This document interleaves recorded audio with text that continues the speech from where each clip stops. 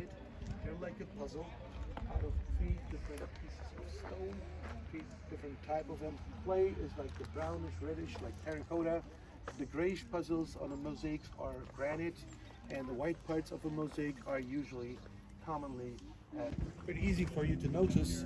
That marble monolith over there, I'm pointing it out, with a Christian cross carving on it. Can you see it? Yes. All right. The other thing in terms of Christian culture in today's Turkey, which goes back to the very beginning of the first couple centuries of Christianity. Ever heard about, who heard about the 7 churches of Revelation? None of you. Okay. Those are historical churches built right in the beginning of Christianity, and they are mentioned in the Holy Bible and as well as the book of Revelation. Okay, so keep that in mind, please. They're all along the west coast of Turkey, and one of the greatest things I like about Turkey is they always preserve and take care of these houses of gods of other religions. Okay, that is a great thing here in Turkey. Right? Are there any doctors or nurses among us? No doctors, no nurses. Okay.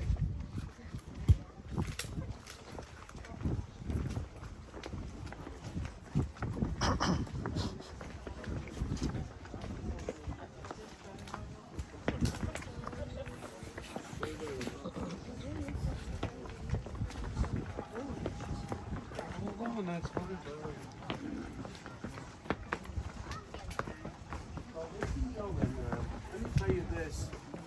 The Romans, towards the end of the Roman Empire, they were pretty advanced in small surgeries because they had a lot of experience trying to stitch back injured soldiers. Okay, so they knew how to do little surgeries, stitching back people, even in worst cases.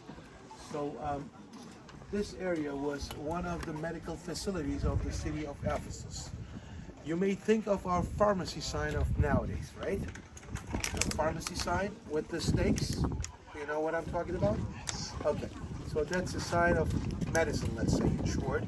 That's why they placed a marble monolith over there, and you can take a great picture from a distance right here. And it's front side. It's where is the very beginning. See, that's what I said, no? It's split. So that is the one. That will, this symbol right here will remind you of the pharmacy sign of nowadays. That's the original version of that. It has only one snake. I won't be able to tell you why it is 2 snakes today, but a few months ago I was guiding around here, and it was another group with his guides, and one person out of his group and asked the guide, why is it 2 snakes at the pharmacy sign today? And you want to hear his answer? That was funny. He said, don't you know? The doctors are charging us double nowadays, and that's why 2 snakes. I won't tell that, okay? I won't say that. So take your picture from a distance. It's in the shade currently. That's a good timing.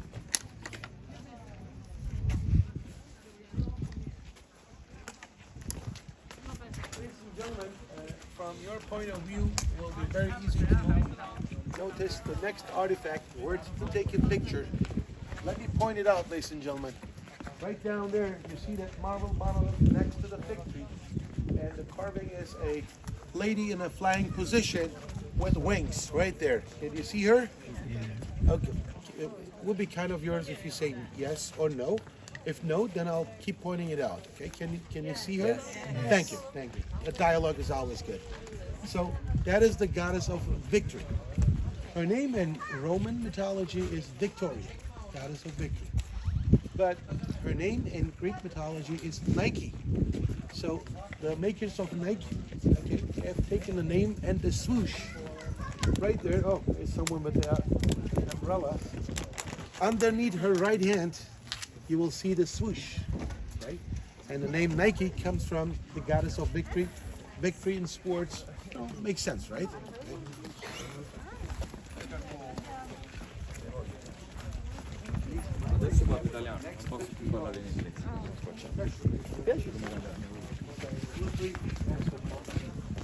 They're kind waves in the ground. You know, that's all caused by earthquakes. Well, let me point out the swoosh where that comes from. Alrighty, right here, underneath our right hand, right here. Can you see it? Oh yeah. Wow. There you go.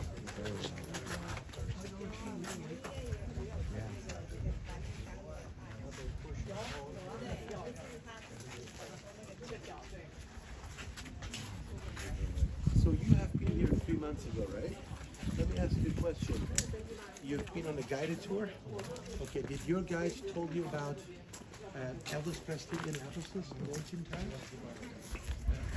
Well, it doesn't matter. You could have edited that, okay?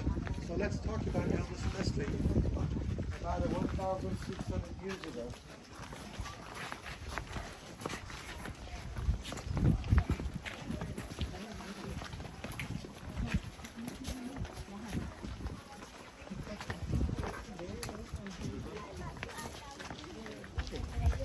Let's sneak in here. Let's go around these kind people. And join me all the way in here, please. Oh, I like the breeze coming in, huh?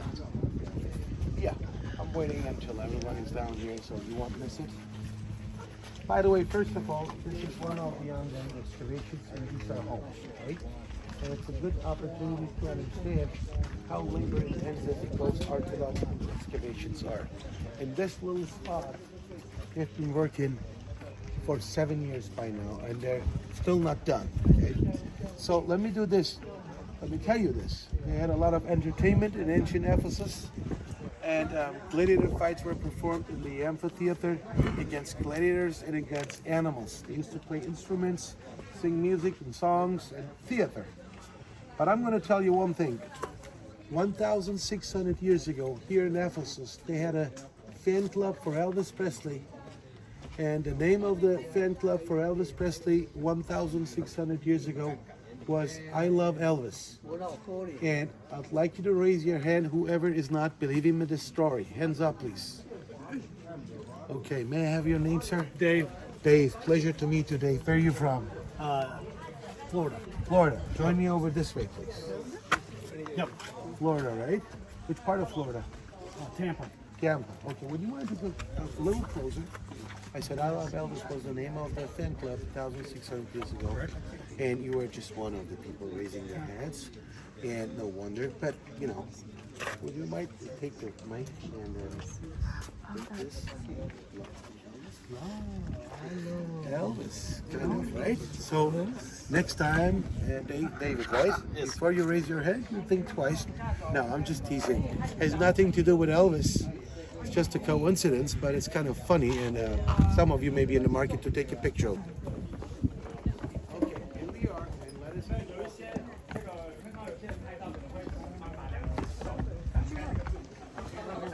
told me to say.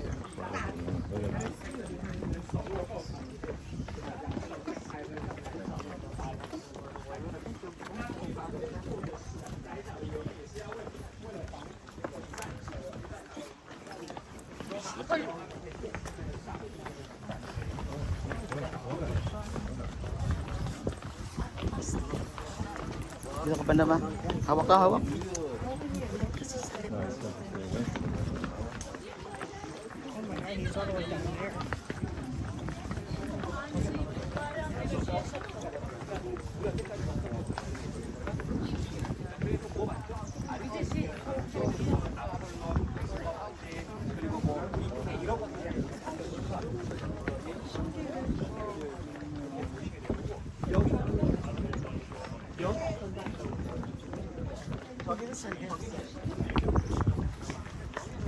Dito ka naman, gusto mo? Hawak-hawak ka lang dyan sa ato. Ito yung buhay mo, baka may tumigas dyan.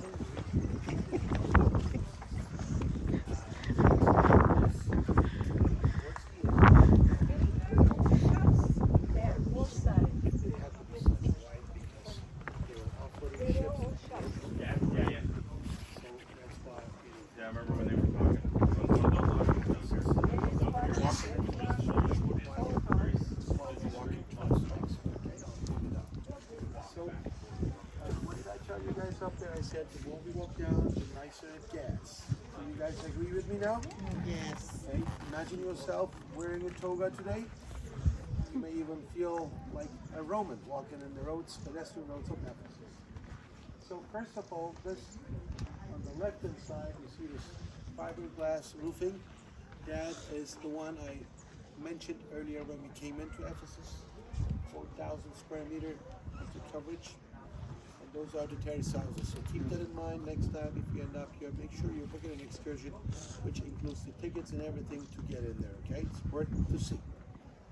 Down there, you see this beautiful structure. We're still working on it since about a few months again, after years, because they realized there's kind of material type of corrosion, so they have to do some maintenance, okay? Because earthquakes are happening here too, not too big, so they have to make sure that it won't collapse even on a severe earthquake. So they're stabilizing, re-stabilizing that structure. When I was standing here the first time, about 9 years ago, more or less here, look down there. To be honest, it reminds me of the treasury of Petra in Jordan. Yeah, you have the same impression. Yeah. But I was wrong, and no relation with each other. Right? That is the famous library of Ephesus, called the Celsus Library. Let me spell it for you: C-E-L-S-U-S. So without the I, has nothing to do with the temperature measurement, Celsius.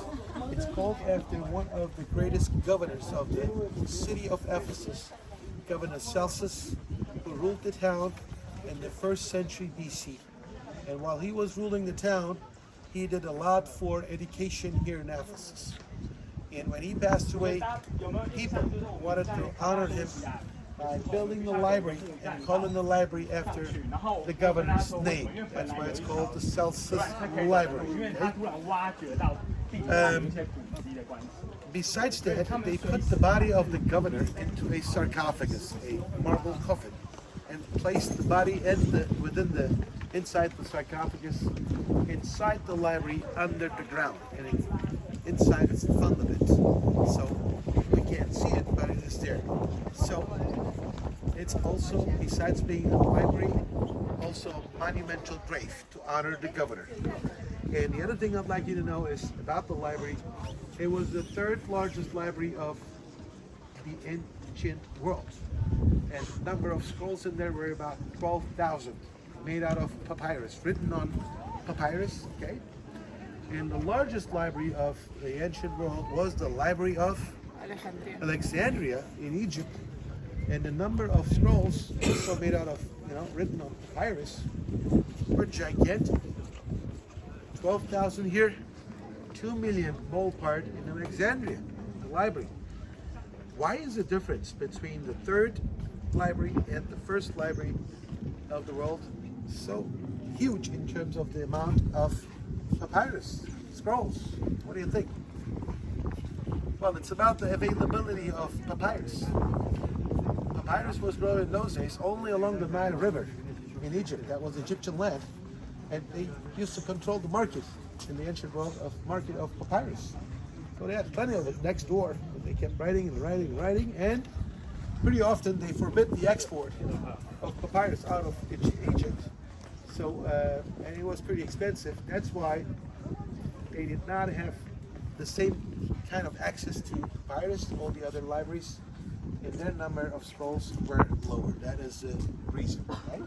I see. Reddish parts of the puzzle, little stones, it's clay, terracotta. Grayish parts are granite, and the white parts are marble. So that is a good example right here in front of us. Good to point out, if you would like to take a picture of this. It's called Hadrian, or you heard about the Hadrian Wall in England, or in Europe, for instance. They loved Hadrian more than they loved the other rulers, because Hadrian, first of all, he did not do as much as war as the previous Kaisers. So the husbands could stay at home with their family and children rather than dying on the fronts at war. Okay, aristocrats and lawyers who were trying to save the rights of everyone, and they put it in here So there was like a club of the curates, okay, who were fighting for the rights of the poor as well. And you may think of, for instance, they still have. Think of the various.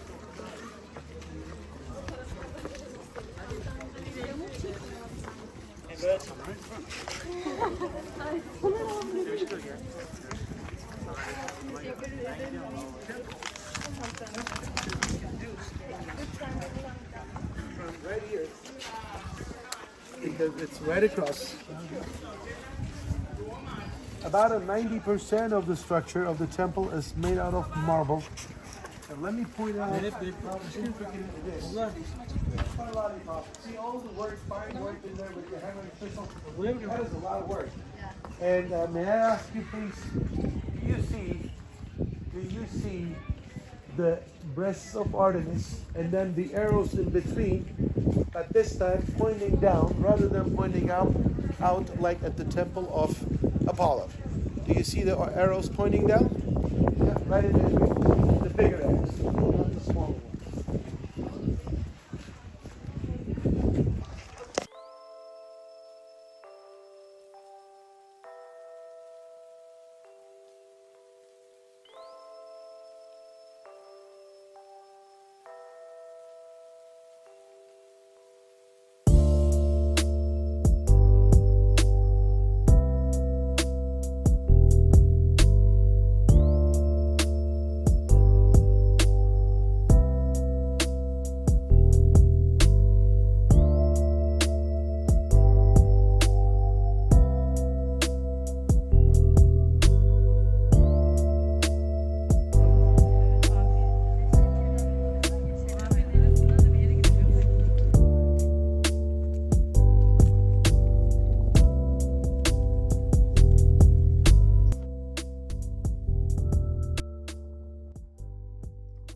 The stage filling was a pretty vertical structure, okay, extending way higher than it is, because those pieces were then knocked down and they were buried under the dirt again, already excavated and catwalked. Okay, so it's ready to be re-erected, and they're planning to do that in 10 years.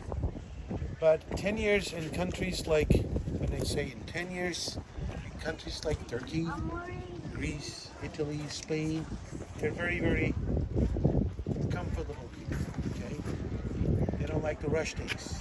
When they say 10 years, it turns out to be like 20, 30, maybe 40 years. But they're doing a spectacular job, however. While we're right in front of the amphitheater, ladies and gentlemen, I want you to know, I told you earlier today that St. John the Apostle came in to Ephesus with young Timothy. Timothy was one of his disciples. And then, but he left very shortly afterwards.